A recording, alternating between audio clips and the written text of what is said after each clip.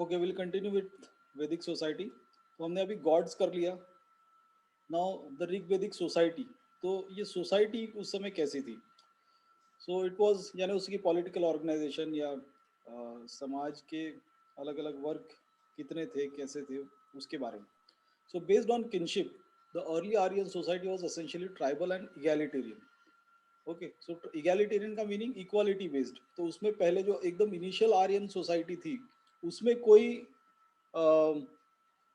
यानी अपर ऊंच नीच का कोई कॉन्सेप्ट नहीं था। वो एक्चुअली पुरुष सुक्त हाइम में पहली बार उसको उसका मेंशन किया गया है। ठीक है, 10वें मंडल में एक पुरुष सुक्त मंत्र है, उसमें वर्णों के बारे में पहली बार मेंशन हुआ है, जिसमें ब्राह्मण, क्षत्रिय, वैश्य, शूद्र ऐसे चार स्पेसिफिक वर्णों के बारे में बात की गई है। तो अदरवाइज उस समय पहले, ऑफ कोर्स उस समय पहले राजा था, ठीक है, वॉरियर्स थे, नॉर्मल लोग थे, प्रीस्ट थे, वो सब थे, लेकिन उसमें कोई इनइक्वालिटीज नहीं थी। पहली बात तो बहुत बड़े राजा थे भी नहीं, यानी जो ट्राइबल चीफ होगा वो सिर्फ चीफ है, उसका रहन सहन और बाकी सब चीज़ें तो वैसी रहेगी जो बाकी की है। ठीक है, वो ज़्यादा से ज़्यादा उसका झोपड़ा या उसका सो कॉल्ड घर जो भी है वो थोड़ा बड़ा होगा, दैट्स इट। वो कोई रॉयल्टी उसमें इन्वॉल्व नहीं थी। Okay, so it was an egalitarian society. Now people owed their primary loyalty to their tribes, which was called jana. ठीक है, and the family was essentially patriarchal and birth of a son was desired. Patriarchal family यानी पुरुष प्रधान society जो थी। तो अब देखा जाए तो दुनिया में हर समाज ही पुरुष प्रधान रहा है, अभी भी है। मतलब डेवलप्ड कंट्रीज में भी the status and liberty of women is more, but otherwise compare to men उनकी मतलब वो कोई बहुत डिफरेंस नहीं है। इनफैक्ट अमेरिका जैसे कंट्री में, जिसको हम हॉलमार्क ऑफ लिबर्टी, डेमोक्रेसी ये सब बोलते हैं, मोस्ट एडवांस सोसाइटी, सब मोस्ट एडवांस्ड इकोनॉमी जिसको हम बोलते हैं, वहाँ की भी अभी तक एक भी प्रेसिडेंट औरत नहीं बनी है। और उनके सीनेट में, उनके कांग्रेस में भी अगर तुम देखो, और इनफैक्ट उनकी जो बड़ी बड़ी मेगा कॉरपोरेशंस के जो टॉप सीईओज होते हैं या बोर्ड ऑफ डायरेक्टर्स होते हैं, उसमें भी औरतों का रिप्रेजेंटेशन कोई बहुत खास नहीं है। ओके, यानी अब 50% पॉपुलेशन अगर औरतों की है, तो एक एडवांस्ड और लिबरल सोसाइटी में तो उनका 50% तो होना चाहिए रिप्रेजेंट। चलो 50 नहीं तो 30% तो होना चाहिए, वो भी नहीं है। ओके, तो ये वाला इस टाइप का एगैलिटेरियनिज्म इंडिया जैसे कंट्री के साथ तुम कहाँ एक्सपेक्ट कर सकते हो? इनफैक्ट देखा जाए तो इंडिया, पाकिस्तान, बांग्लादेश जैसे कंट्रीज जो रिलेटिवली बैकवर्ड है, उनके हेड्स औरतें रह चुकी है। अब जो बांग्लादेश में तो परपेचुअली औरतों का ही राज रहा है, खालिदा जिया और फिर शेख हसीना। और इधर बेनजीर भुट्टो पाकिस्तान की प्राइम मिनिस्टर रह चुकी है, इंडिया में इंदिरा गांधी रह चुकी है। Okay,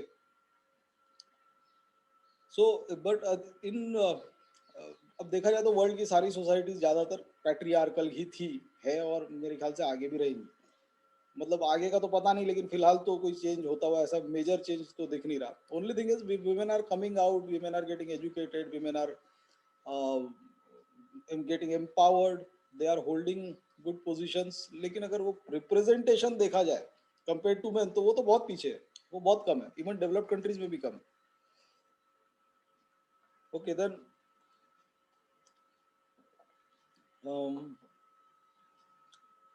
the family was a large. अब जैसे देखो, the birth of a son was desired earlier.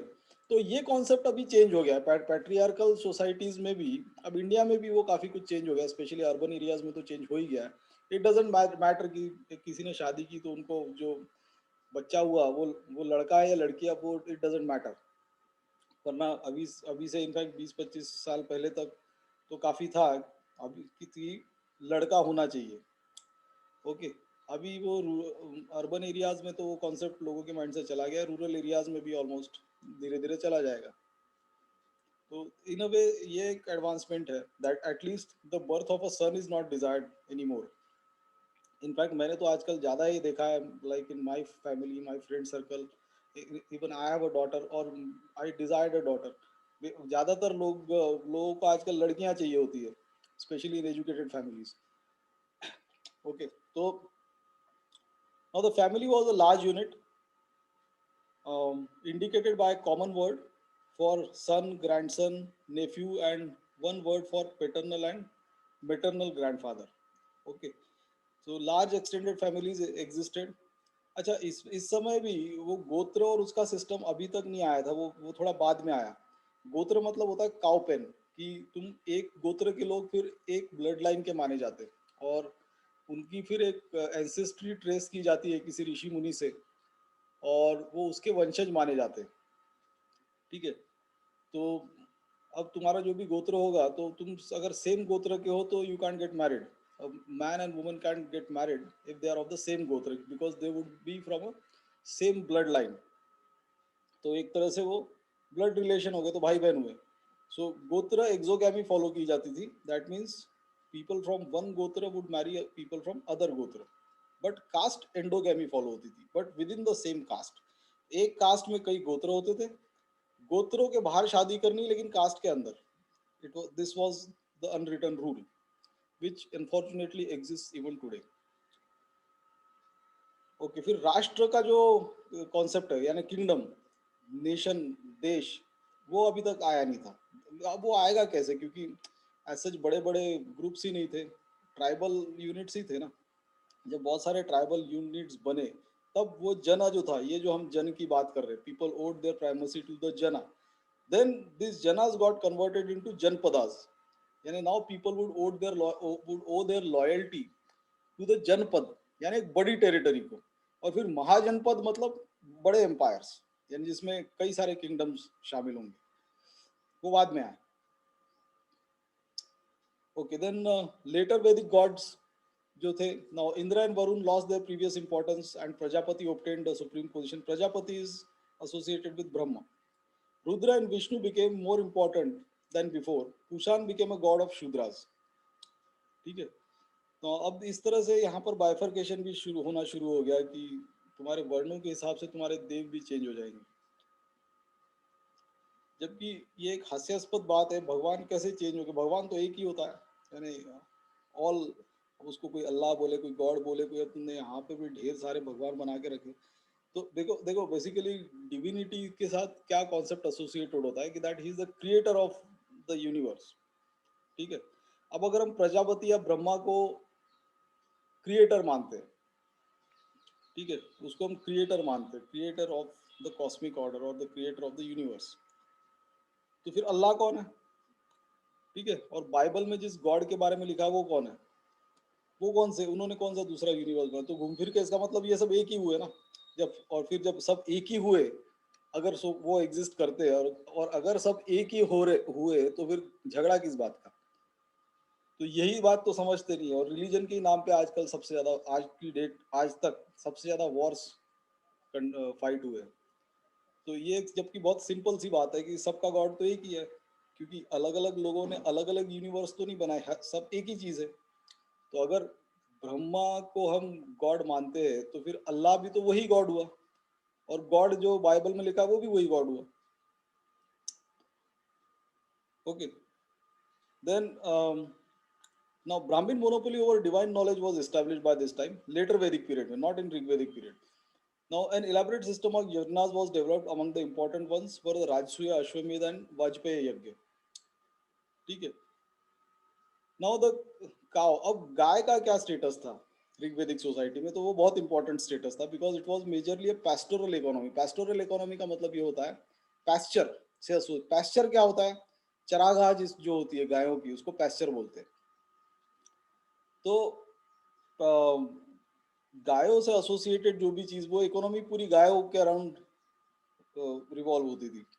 तो गाय का ही दूध, गाय का ही मीट, गाय का ही ट्रेड, और गाय ही एक वेल्थ का सोर्स थी, लैंड नहीं थी। Land was not considered as wealth. How many cows you own was your marked your status in the society. Now the cow seems to be little more important for be the sorry the cow seems to be the most important form of wealth in Rigvedic period. Now most wars were fought for cows. Now see, wars are not fought for territories, they are fought for cows। यानी हमको उसकी land पे कब्जा करना है और वहां पे अपना राज इस्टेब्लिश करना है, वो नहीं था। हम किसी पे अटैक कर रहे हैं तो क्यों करें कि उनके गाय हमको छीननी है, या हम पे कोई अटैक क्यों कर रहा है तो हम तो अपनी गाय छीनने के लिए, तो हमको अपनी गाय को बचाना, अपने टेरिटरी को नहीं बचाना। Now the term for war in the Rigveda is gavishti और सर्च फॉर काव। ठीक है, तो वॉर को ही गविष्ठी का नाम दिया गया, यानी युद्ध जिसको बोलते हैं उसको गविष्ठी बोलते थे ऋग्वेद में। और गविष्ठी का मतलब है गायों को ढूंढना, search for cows. So war का ही मतलब गायों को लूटना एक तरह से। Now duhitri is a word use for daughter which literally means one who milks the cows. ठीक है, तो इनफैक्ट नाम, काम और हर चीज गायों से एसोसिएटेड थी, तो उससे एसोसिएटेड ये हमको कैसे पता लगता पेस्टोरल इकोनॉमी थी, क्योंकि गाय और उससे एसोसिएटेड ढेर सारी चीजें ऋग्वेदों में मेंशन्ड है, और जबकि एग्रीकल्चर से एसोसिएटेड कुछ भी मेंशन नहीं है। तो इसी से पता लगता है कि पूरी जो इकोनॉमी थी वो गाय के अराउंड रिवॉल्व होती थी, उस गाय के इर्द गिर्द घूमती थी। Now the term ashanya or not to be killed has been used for cow. Now this indicated cow's economic importance. Now primarily a military leader, the king fought for cows and not for territories. Now guests were called gohanas. Again यहाँ पे भी गाय का reference आ गया, which indicates that beef was served and served to them. ये होना चाहिए लिखा हुआ, beefs and slaves were served, no sorry, beef was served to them होना चाहिए। ओके, सो जो गेस्ट होंगे उनको फिर किससे एंटरटेन किया जाएगा, बीफ से। So beef was commonly eaten in India. Now the gift made to priest usually consisted of cow and women slaves and never of land. ठीक है, so land as a gift, ये जो था land grants की जो practice है, ये first century AD के बाद शुरू हुई। यानी ब्राह्मणों को या पंडितों को लैंड एक गिफ्ट के तौर पे देना, ये प्रैक्टिस काफी लेट शुरू हुई। पहले गाय और औरत, women slaves, they were basically given as gifts. और फीमेल डीटीज जो थी वो ये थी, इनका थोड़ा प्रोमिनेंस बढ़ गया। उषा, मतलब ऋग्वेदिक पीरियड जब खत्म होने को आया तब Usha, that is the goddess of dawn, Aditi the mother of gods, then तो मदर ऑफ गॉड्स है तो ये एक डॉन की गॉड, एक डस्क की गॉडेस। ठीक है, शाम और सुबह। Then Prithvi, earth itself was considered a mother, और उसमें गॉडलीनेस, तो मदर अर्थ और मदर गॉडेस, मदर धरती माँ, धरती को माँ भी बोलते हैं ना, धरती माँ की पूजा भी होने लगी। देन अरायनी फॉरेस्ट गॉडेस थी, सरस्वती द रिवर डीटी। ये कुछ फीमेल डीटीज का मेंशन है ऋग्वेदों में। Then position of women. Now women held respectable position in society. They could attend tribal assemblies. Uh, they took part in sacrifices along with their husbands. There were no examples of child marriage and the marriageable age of girls was 16 to 17 years. तो देखा जाए तो कितनी modern thinking थी, क्योंकि बाद में तो गर्ल्स की एज 8-9 साल और 10 साल हो गई थी। इनफैक्ट 20th सेंचुरी की शुरुआत में British government had brought a rule of raising the had brought a law of raising the marriageable age of girls from 10 to 12 years। जबकि देखा जाए तो 10 years भी कम है और 12 years भी कम ही है। तो इसका मतलब क्या हुआ कि जब गवर्नमेंट लॉज बना रही है गर्ल्स की मैरिजेबल एज को बढ़ाने के लिए, तो इसका मतलब बहुत कम एज में लड़कियों की शादियां हो रही थी। सो अब male practices had already started, male practices existed, had started in Indian society after the Rigvedic period। तो ऋग्वेदिक पीरियड में 16-17 साल की एज में शादी होना, दैट्स क्वाइट रीजनेबल। अभी भी देखा जाए तो जो लीगल एज ऑफ मैरिज है as per Hindu marriage act 1955, वो 18 ईयर्स है लड़कियों की, तो 16-17 इज रीजनेबल। एटलीस्ट वो चाइल्ड मैरिज तो नहीं है।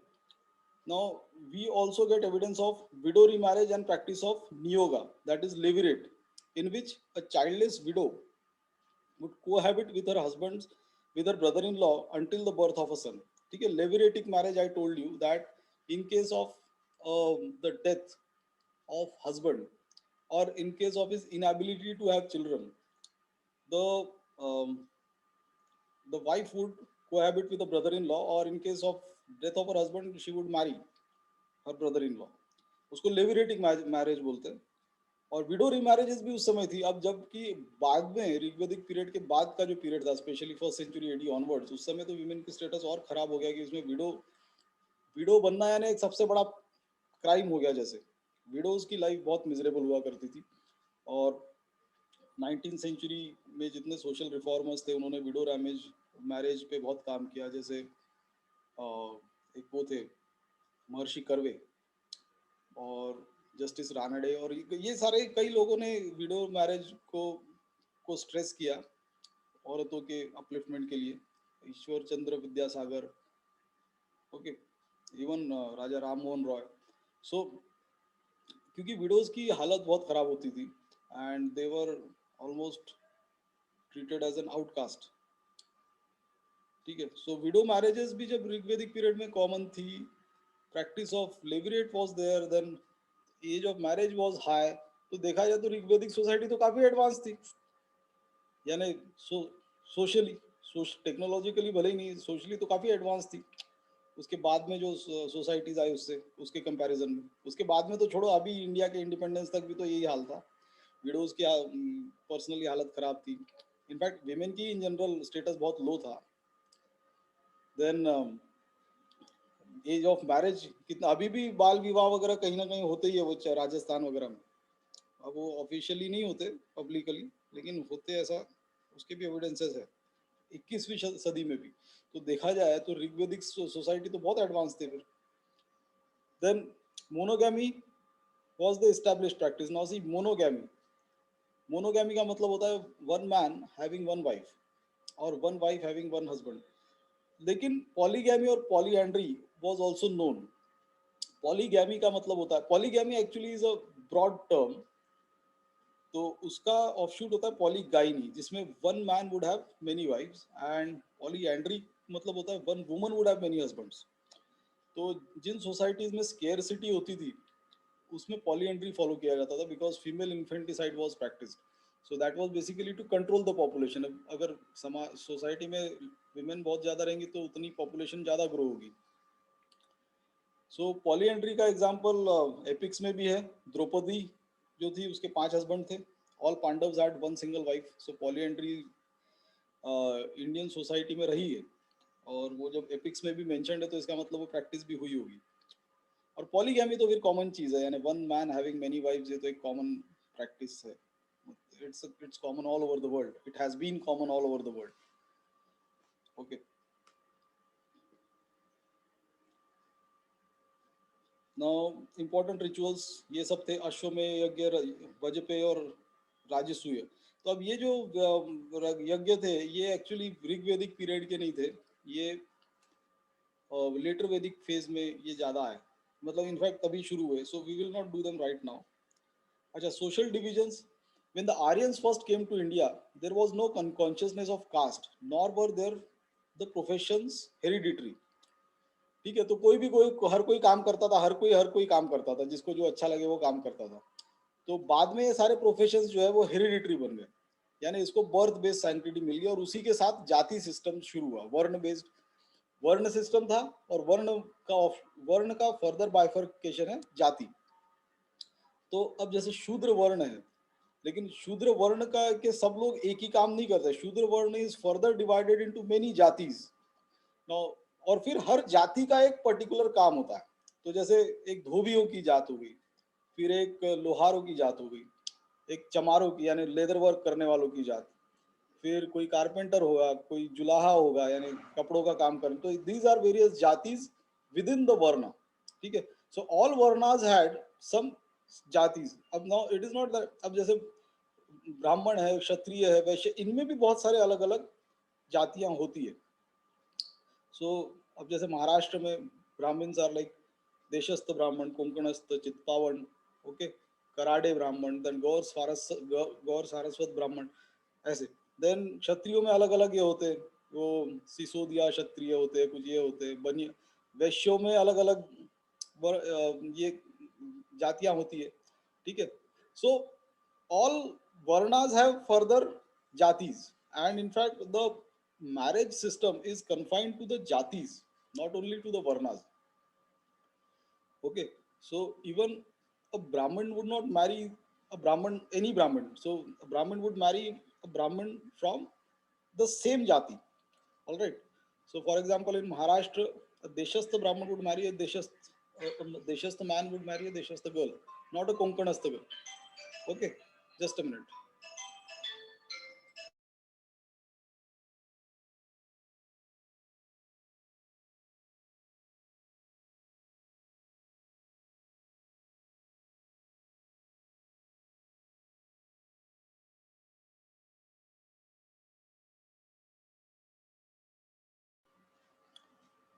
Hmm. So earlier the professions were hereditary, were not hereditary. Okay, they became later. Later they became hereditary. Now the word Varna is used in the Rig Veda with reference to only the Aryan or Dasa having respectively fair and dark complexion, but never with the reference of Brahmana or Rajanya, that is Kshatriya. तो वर्ण का जो mention initially इसमें वेदों में हुआ था वो सिर्फ कलर को डिफरेंशिएट करने के लिए हुआ था.